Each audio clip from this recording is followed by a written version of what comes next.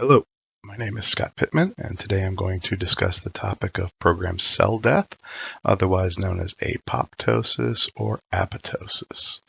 Before we begin, I'd like to draw your attention to this diagram on the right. This illustration shows several of the known pathways involved in the process of cell death, and although we're not going to talk about any of them in any detail, it's worth noting how complex this process is and how many points of regulation there are. Because of this complexity, apoptosis remains a subject of active research as scientists work to better understand and characterize the mechanisms by which cell death occurs. So let's start off, let's address the elephant in the room, pronunciation. You've probably heard two main ways of pronouncing this word, and you probably have your favorite betwixt the two. Indeed, I found a lively discussion or two during my research into this issue, and there seems to be two prominent camps, the apoptosis camp and the apoptosis camp. So which one, if either, is correct? Well, we can go to the initial article describing the research done into cell death by the authors Kerr, Wiley, and Curry, and they coined this term, and they explained its origins in their paper, its meaning, and its intended pronunciation. They specified the Greek use of the silent P with emphasis on the penultimate syllable. The use of a silent P may sound odd, but it really isn't terribly unusual, and the slide here lists several examples of other common words which use the silent P pattern. QED, the intended pronunciation was, is, and ever shall be apoptosis. So now that we know how the word should be pronounced, what does the word describe? Well, apoptosis is the process through which unnecessary or damaged cells are removed from an organism in a strictly controlled, highly regulated, very importantly, an irreversible fashion. Once this process begins, it will not stop until the cell has been completely broken down. Apoptosis is often referred to in texts as programmed cell death due to the rather rigid chain of events which must occur for cells to be appropriately destroyed. Apoptosis is a distinctly different process than necrosis, and the two should not be confused with each other. While cell death might seem to be a bad thing, it's also a critical portion in the development of an organism. The illustration shows developmental photographs of an embryonic mouse paw. In the left photo, we can see webbing in the dark red between the developing digits, and in the right photo, we see the webbing has mostly disappeared and the individual digits are well defined.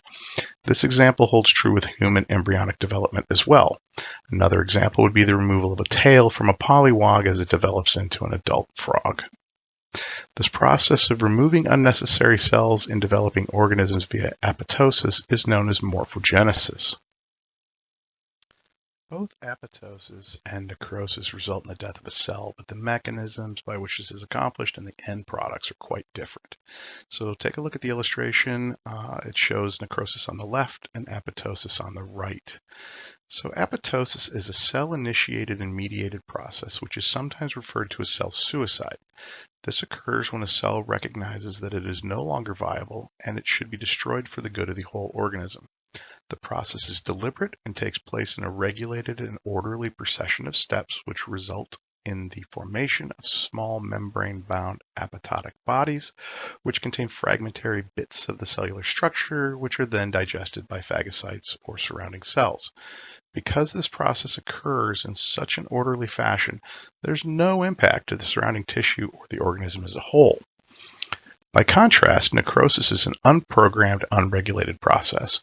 Necrosis is caused by factors such as tissue damage, toxins, or other insults to the organism.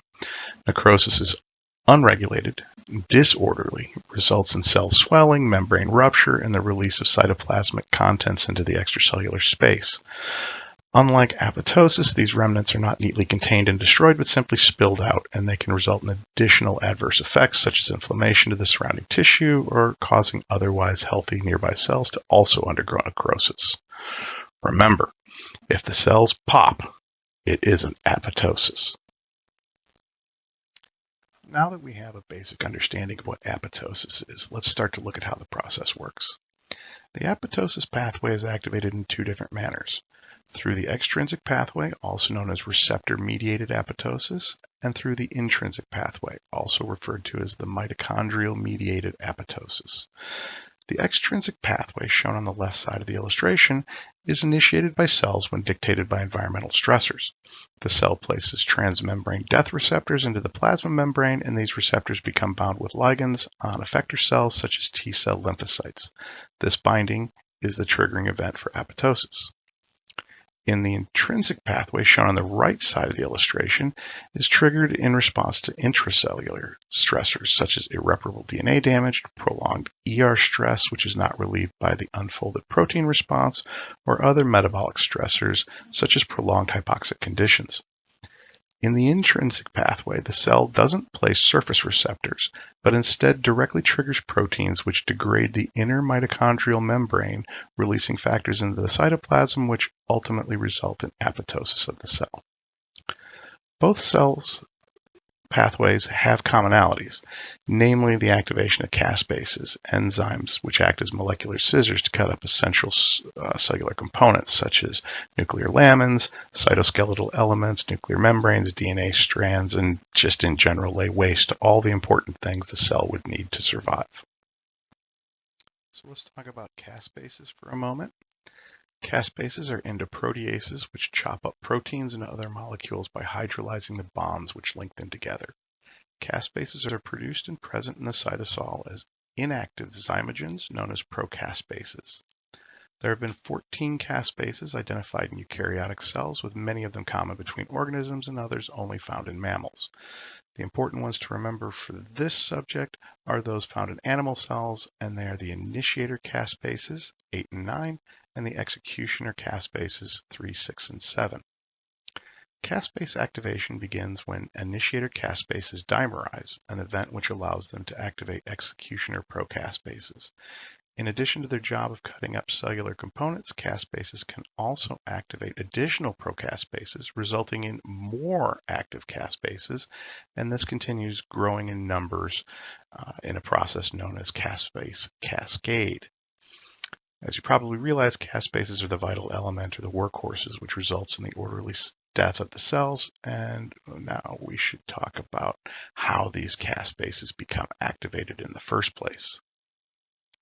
As you saw on a previous slide, there are two pathways which control apoptosis activation. We'll first discuss the extrinsic pathway. Recall back to the illustration on the title slide. You may have noticed several different surface receptors were shown. We're going to use one of the well-studied receptors, the Fas ligand receptor, as an example of the extrinsic pathway. Fas-L is a member of the tumor necrosis factor superfamily of receptors, and therefore it's an area of interest for cancer researchers. The target cell, or the cell about to undergo apoptosis, places trimeric surface receptors in the plasma membrane, which can bind to the Fas ligand found on effector cells in the extracellular space. Binding of these ligands results in the trimerization of Fas receptors, and this begins the apoptosis pathway. Intracellularly, the actual pathway followed can differ depending on specialization. Some types of cells will immediately activate caspase 3 and begin apoptosis directly. Other types of cells will trigger further proteins which initiate the intrinsic apoptotic pathway before activating caspase 3. The key takeaway here is the extrinsic pathway is externally triggered by effector cells in response to a target cell signaling for its own destruction. While the actual receptor and intracellular pathways may differ from the Fas-L pathway shown here, the end result will be the same, apoptosis. The last pathway we're going to look at is the intrinsic pathway. This pathway is initiated by the cell and no external trigger is necessary. The intrinsic pathway is triggered due to intracellular conditions, as we've already mentioned, but it's also the pathway used in morphogenesis. Cells contain both pro and anti-apoptosis factors, and these must remain in balance to prevent inappropriate triggering of apoptosis. Under sufficient stressors, the cell reduces production of anti-apoptosis factors while increasing the production of pro-apoptosis factors. This balance, once sufficiently disrupted, will trigger additional proteins to begin the perforation and breakdown of the mitochondrial inner membrane. This releases cytochrome C into the cytoplasm and is the trigger for the activation of the apoptosis pathway. Cytochrome C binds with receptors to create apotosomes, and the apotosomes activate caspase 9, which then activates caspase 3. This marks the beginning of the caspase cascade and the eventual orderly death of the cell. Well, this has been a very brief overview of the topic of apoptosis, but there are some takeaway points you should remember. Apoptosis is a very tightly regulated process of cell death, which does not impact surrounding cells, and it's very different from the process of necrosis.